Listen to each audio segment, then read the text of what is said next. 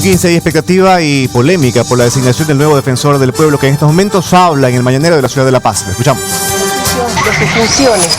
Yo quisiera darle el beneficio de la duda. Yo quisiera darle una oportunidad y que realmente nos demuestre que va a ser una institución imparcial. Aunque opositores siguen con la idea de que Tezanos es un defensor del MAS. Y que no defienda los derechos del presidente Morales y de su gobierno. Defensor, eso es lo que le están pidiendo por lo menos los políticos. Sí, yo entiendo con la mejor fe que pueda haber alguna susceptibilidad con el argumento de que mi persona habría sido funcionario público y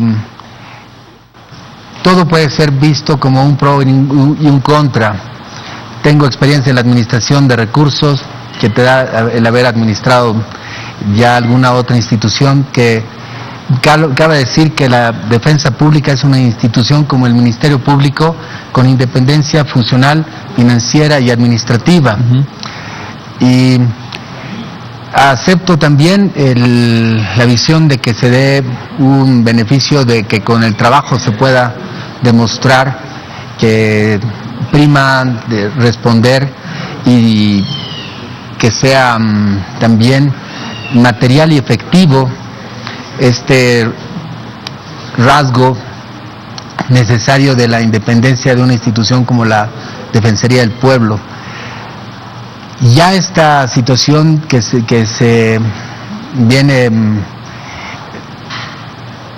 con ya un tiempo de no solución, arrastrando con el tema de los discapacitados, efectivamente esperamos que esté siendo conducido en ya un tiempo más corto. ¿Intervendrá usted?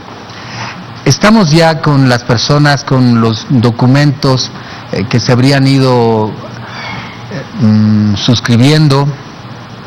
Tenemos entendido que hay grupos que ya han ido suscribiendo algunos acuerdos parciales y hay una agenda de varios puntos.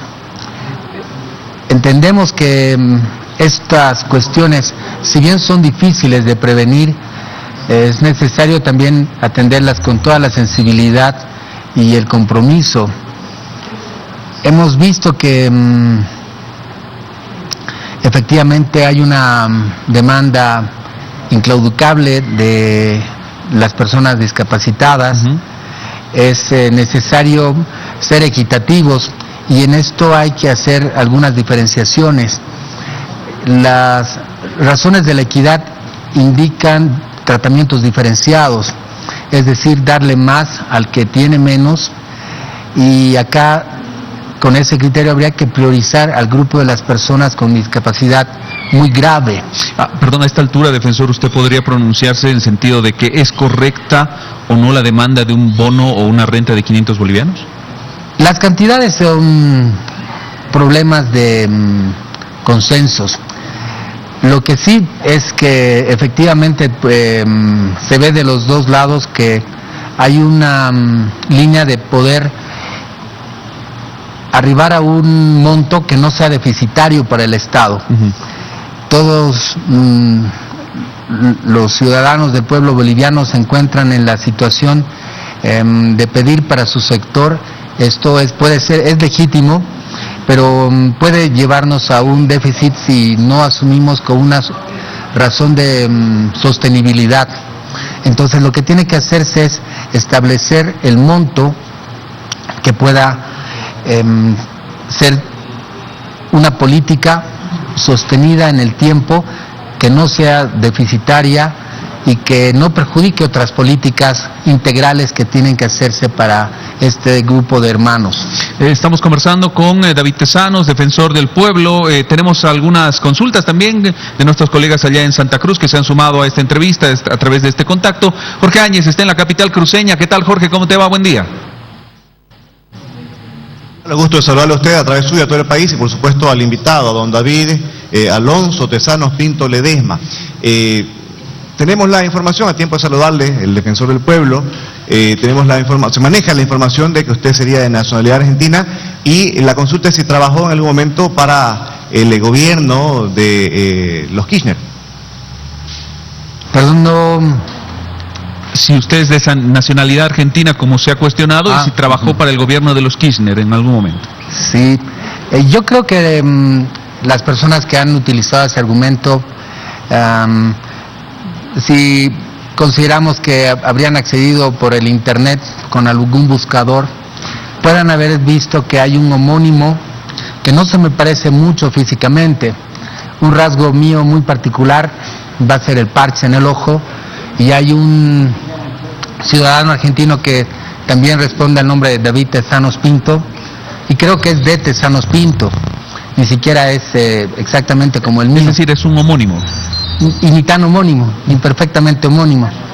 También tiene la cabeza calva y es una persona con unos 10 años mayor a mí. Entonces, yo creo que eso ya puede ser una tranquilidad para todos. Los documentos que he presentado en la convocatoria incluyen mi libreta de servicio militar original. Y bueno, a mí me sorprende esto porque se reclama que sea funcionario del gobierno hace 10 años, pero también se diga que he trabajado para Kurt Kirchner en el mismo tiempo. Entonces, yo creo que eso ya tiene que ser superado por quienes están haciendo ese tipo de alusión. ¿Cuál es su nacionalidad, don David? Boliviano de origen. ¿Nacido en? Cochabamba. Cochabambino. Bien, se ha cuestionado mucho que ha trabajado o ha sido funcionario del gobierno. ¿Nos puede indicar dónde trabajó? El año 2007 fui profesional de la Unidad de Política Criminal del Viceministerio de Justicia.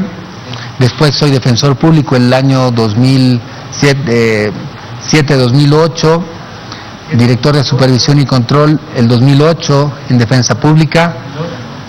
El mes de enero del 2009 ya estoy de secretario general de la Contraloría General del Estado. El año 2011, en mayo, ingreso a la Dirección General de Justicia y Derechos Fundamentales del Ministerio de Justicia. El año 2013 soy asesor de la ministra de Justicia, Cecilia Ayllón. El año 2014, en enero, empiezo como director general nacional de Defensa Pública. ¿Le parece saludable que una persona que estuvo apegada al poder hoy día tenga que tener un rol como el que tiene? Puede ser subjetivo y el término saludable yo lo asumo de la mejor manera. Desde el aspecto de que tengo experiencia en construir políticas a favor de los derechos humanos, me parece no solo saludable, sino que nutritivo y de crecimiento reproductivo. El año 2007, cuando era un funcionario de nivel profesional, sin rango jerárquico, sin haber recibido ninguna instrucción, pude aportar con un proyecto que luego se plasma en la Constitución Política del Estado. Lo cito porque este artículo 14 de la Constitución se referió a la no discriminación, y a partir de eso se hacen los primeros borradores de la Ley contra el Racismo y la Discriminación. Entonces, este camino de aportar en los derechos humanos me permitió luego irme involucrando y visibilizarme, ya sea con actores sociales o con otras personas que trabajan en estas temáticas, y ser valorado como una persona propositiva. Y yo asumo que esa es la característica que se habría visibilizado en mi currículum y por los legisladores a momento de definir, apoyar mi postulación. Defensor, ¿en algún momento usted hizo campaña por el movimiento al socialismo? De hecho, he estado con gente que es militante del movimiento al socialismo. Tengo amistades en diferentes ministerios, en estos debates que se generan en la Unidad de Análisis de Políticas Sociales, UDAPE, que también desde sus ministerios, carteras, trabajan en las propuestas normativas, y he compartido ese tipo de espacios. No tengo militancia en el MAS. Queda claro, es decir, no tiene carnet del MAS, pero ¿ha hecho campaña? Han habido muchos procesos electorales. ¿Ha hecho campaña usted? ¿Por qué le digo esto? Porque han empezado a salir algunas fotografías donde se lo vería usted haciendo campaña. Sí, yo he compartido estos espacios, he podido compartir, y yo creo que lo he hecho de manera objetiva.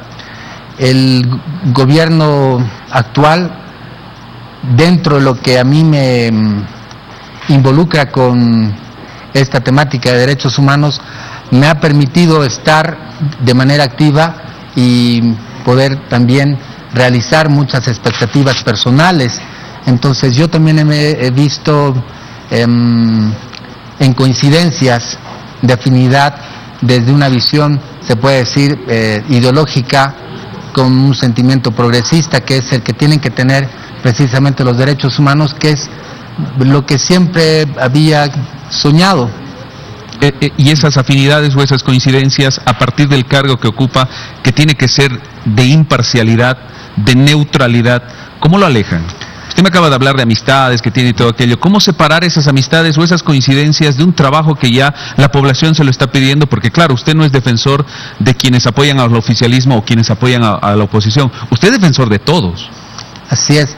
La objetividad en esto que es la defensa de los derechos humanos, la construcción, la vigencia, la promoción, difusión, generación,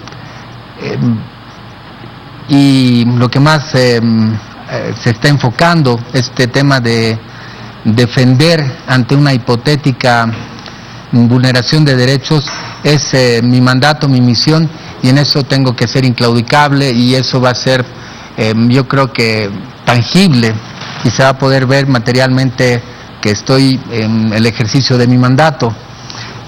Quisiera tocar un tópico. El Estado no solamente puede afectar o vulnerar el pleno goce de los derechos humanos por acción, sino que también puede hacerlo por pasividad. Esta discriminación pasiva es por la falta de generación de políticas, de normas, y es por eso que hice énfasis en ser propositivos. Si uno es propositivo, si es preventivo, no va a ser necesario tener que estar lamentando vulneraciones de derechos. Hay prioridades de esta gestión: fortalecer el área de prevención de conflictos.